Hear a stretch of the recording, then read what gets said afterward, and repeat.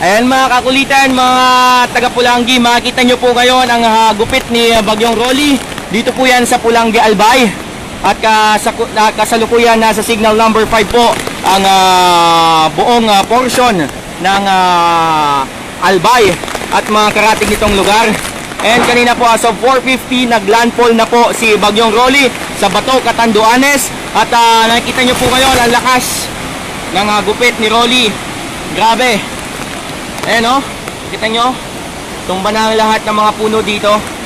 Ayan, ganyan kalakas mga kaibigan. Napakalakas talaga ni Bagyong Rolly ngayon. And as expected, estimated time daw 12 hours daw ang hagupit ni Bagyong Rolly. Pero naramdaman natin siya at pumasok sa vicinity natin 2 AM po ng madaling araw. Then 5 AM to 5 PM po ang panalalasa ni Bagyong Rolly sa ating lugar. And expected din mamayang 10 PM medyo malapit ang Pulangi Albay sa ating lugar. Sa bagyo, sa eye wall ng bagyo. Kaya mag-ingat po ang lahat dahil masyado na malakas ang Bagyong Rolly. Live po tayo ngayon dito sa aming likod ng bahay sa Alnay, Pulangi Albay. Kaya po, naka-live coverage po tayo sa Bagyong Rolly. Ayan. Kita nyo? Grabe na.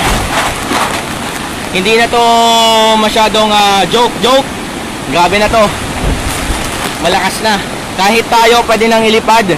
Makikita nyo mga puno, mga nyog. Ayan, grabe. Ayan, mga tanim natin dyan, no? Grabe na po mga kaibigan. Makikita nyo po yan, ganyan kalakas ang hagupit ni Bagyong Rolly. Nagsisiliparan na po. Kaya advice po sa lahat, huwag na pong lumabas ng bahay at manatili na lang po kayo sa loob. Mag-prepare na po sa mga low-lying areas dahil napakabilis daw pong tumaas ng tubig natin sa ating mga ilog dyan.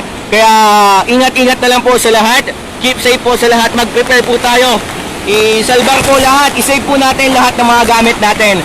Para at least po, kung in case na kailangan natin mag-evacuate na sa hindi tamang oras, hindi naman inaasahan natin, diretso ng mga emergency kits like first aid kit, mga canned goods na pwedeng madali na lang kainin.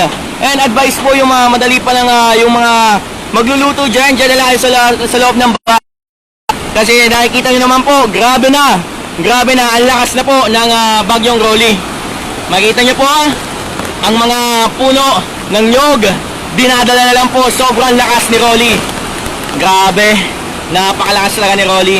First time in the history na signal number 5 po ang lalawigan ng Albay. Grabe po mga kaibigan, first time in history, signal number 5 po.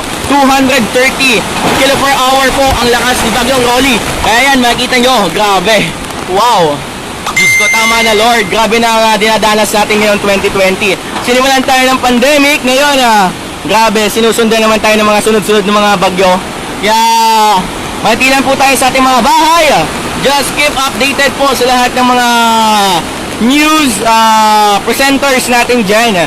Kaya ingat-ingat po sa lahat. Grabe talaga. Maya-maya lang mag-update ulit tayo kung ano nang lagay ng panahon. Kaninang umaga medyo okay pa. Kaninang mga alas 5. Pero ngayong 6 as of, anong oras na ba ngayon? Hindi na natin mapindot ang ating cellphone sa case. Ayan, 6:47 in the morning. Nakikita nyo na po yan. Grabe na, 6:47 in the morning. Pero estimated talaga 12 hours ang panalalasa ni Bagyong Rolly sa ating mga lugar. Kaya 5 AM to 5 PM, yun ang estimated time niya. Pero mga kaibigan, sana lumiis na po si Bagyong Rolly. As of now, andun po siya sa Bato, Catanduanes. Grabe, nasa Bato, Catanduanes pa po siya. Pero damang-dama na po natin dito sa ating lugar, sa ating munisipalidad ng Pulangi Albay. At saka po, estimated din po na baka maglandfall sa Kiwi Albay ang ating bagyo. Pero sana naman hindi na, diretso na siya sa karagatan. Grabe na po talaga mga kaibigan. Kung makita nyo,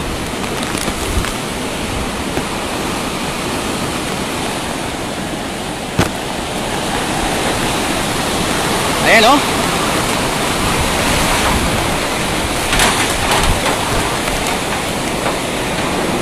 Signal number 5 is real. Grabe. Grabe mga kaibigan. Woo! Super lakas na po ng ating bagyong Rolly. Makita nyo po yan, oh. Grabe na. Kaya po mag-prepare po ang lahat. Kung nasa low-lying area kayo, ulitin ko po, kung nasa low-lying area kayo, itaas nyo na natin kung napakabilis ng lakas o ang lakas ng tubig natin.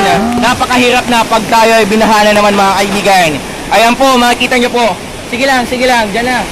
Ayan makikita nyo. Grabe na, foggy na tayo dito. Foggy na po ang areas natin. Kasi dahil malakas na talaga ang hangin, malakas na rin ang ulan. Pero kanina napaka-normal lang niya. Pero nakakatakot guys, no? Kasi signal number 3 tayo kahapon. Pero signal number 3 ang init-init. Nagkaroon pa nga ng sunset kahapon. Pero grabe, nagkaroon na tayo ng preemptive force evacuation sa lahat ng mga evacuees natin na grabe na medyo alanganin ang sitwasyon ng kanilang mga bahay. Kaya mga kaibigan, tuloy-tuloy lang po tayo sa pag-update. Ayan, tinatangay na tayo ng lakas ng hangin. Wow! Grabe talaga ngayon. Ingat-ingat po kayo sa lahat. Ingat po kayo dyan, especially po sa lahat ng mga paglaland pula ng bagyong Rolly or tropic, super typhoon Rolly na pala to, ha? Super typhoon Rolly na dahil na-reach na po ang maximum napakalakas na speed. Makikita nyo na pwede na siyang magpaangat ng mga yero mga kaibigan. Pwede siyang magpaangat ng mga yero. Kaya grabe na talaga siya. Super duper ang lakas na po ng hangin dito sa ating lugar. Kaya po sa mga taga Pulangi, just keep updated lang po sa mga emergency hotline ng ating Municipality of Pulangi. Siyempre kahapon nakita natin na grabe ang clearing operation ng ating mga ilog. Yung mga natira nung sa bagyong Quinta, tinatanggal po natin yan. And siyempre nakamonitor po ang MDRRMC and nakamonitor din po ang lahat ng ating mga PNP and sa LGU po ng Pulangi. Ayan, especially ang ating butihing Mayor Andy Mariscotes, and nakamonitor po siya kagabi. Kahit medyo nararamdaman natin ang bugso ng hangin ni Bagyong Rolly, pero ayan po mga kaibigan, grabe pa rin po, grabe. Kaya tuloy-tuloy po lang po tayo. Kaya just keep updated. Maya-maya lang po mag-live po tayo kung kakayanin pa ng ating oras. Maraming salamat po sa inyong lahat. Ito po ang inyong kakulitan.